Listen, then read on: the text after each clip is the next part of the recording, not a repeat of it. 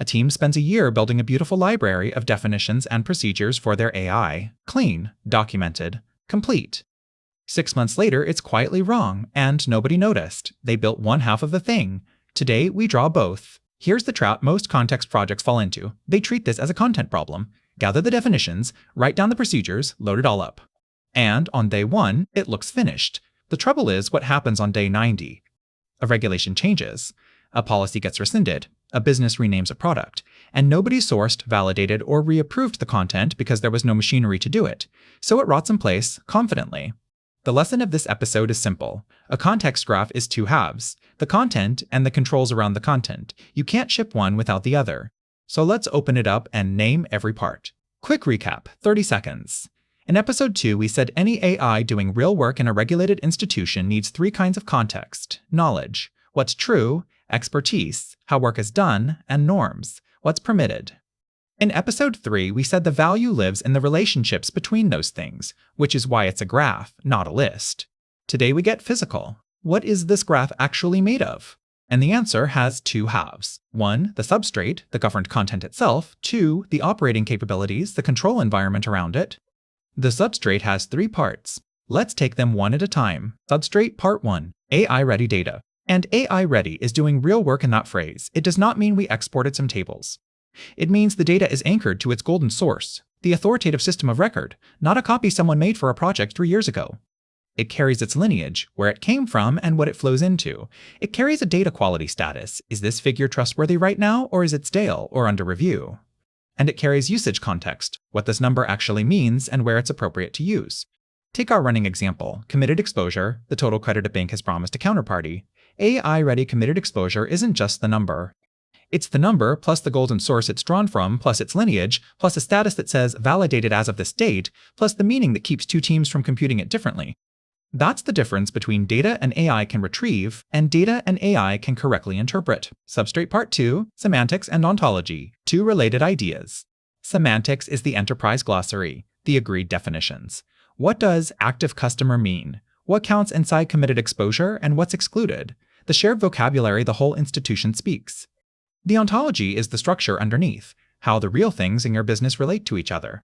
Customers hold accounts. Accounts draw on credit facilities. Facilities generate transactions. Transactions involve products. And all of it rolls up to legal entities. This is the skeleton that lets an AI reason across the institution instead of treating each system as an island. The glossary tells it what a word means. The ontology tells it how that thing connects to everything else. Without this layer, your AI-ready data is a pile of well-labeled facts with no map between them. Substrate Part 3, Skills. And this is the part people get wrong most often, so stay with me.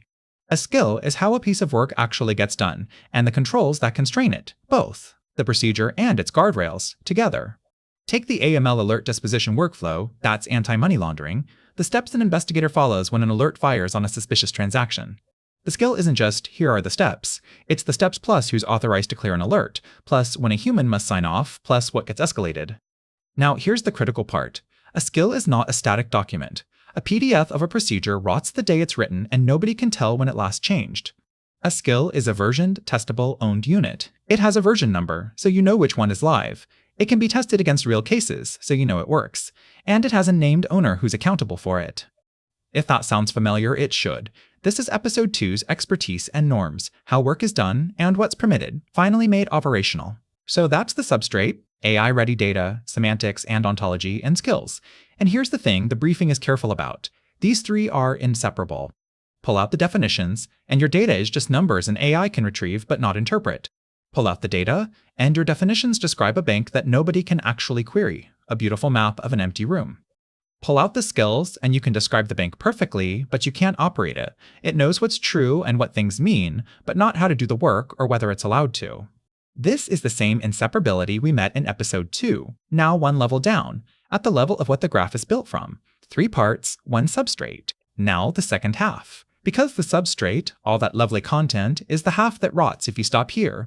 The operating capabilities are the control environment around the substrate.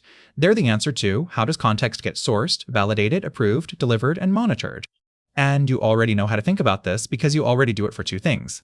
You run a software development lifecycle for code. You don't just write code, you review it, test it, approve it, deploy it, retire it. And under model risk management, you run a model development lifecycle. Development, independent validation, ongoing monitoring. Context deserves exactly the same discipline. You don't just write a definition and trust it forever. You source it, validate it, get it approved, deliver it to where it's needed, and monitor it for drift. The substrate is what the AI knows. The operating capabilities are how you keep that trustworthy over time. I'm not going to teach you the operating capabilities today. They get a whole act of this series, but you should see the shape now. There are 5. Discovery, capturing how the institution actually operates. The development lifecycle, change management for meaning. Learning loops, turning experience into governed knowledge. Activation and delivery, getting context to the right consumer. And governance and observability, keeping the whole thing accountable. 5 capabilities, but think of them as one control loop wrapped around the substrate. That loop is the entire back half of this course. For now, just hold the shape, content in the middle, a control loop around it. Let me make this concrete with the one metric we followed since episode 2, committed exposure. Watch it land in all 3 substrate parts at once. As AI-ready data, committed exposure is a figure anchored to its golden source system, carrying lineage and a data quality status that says it's validated and current. In semantics and ontology, it's a defined term in the glossary. Everyone agrees what's in and what's out, and it sits in the ontology, linked to the facilities it draws on and the legal entities it rolls up to. And, as a skill, there's the versioned procedure that produces the number, and the controls on who's allowed to change that definition and who has to approve it. One metric, governed across all 3. That is what AI-ready actually means. So here's the misconception to kill. A context graph is a content project, a data project. Gather the definitions, document the procedures, ship it. It is not. That's only the left half, the substrate. And a substrate with no control loop around it is exactly the team from our cold open, a beautiful library that's quietly wrong by day 90. The control loop, how context is sourced, validated, approved, delivered, and monitored, is not the boring administrative part. It's half the definition. It's the half that makes the content stay true.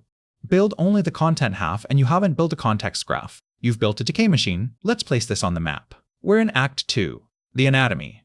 We've now drawn the whole thing, 2 halves. A substrate of AI-ready data, semantics and ontology, and skills, all 3 inseparable, and a control loop of operating capabilities around it. The 5 capabilities in that loop are Act 4, still ahead. Now, you might be looking at this diagram and thinking, we already own something that does this. A catalog, a semantic layer, agent memory, a document repository. A definition gets sharper at its edges. So before we go build this, let's draw the boundaries, and say clearly what a context graph is not. I'll see you in episode 5.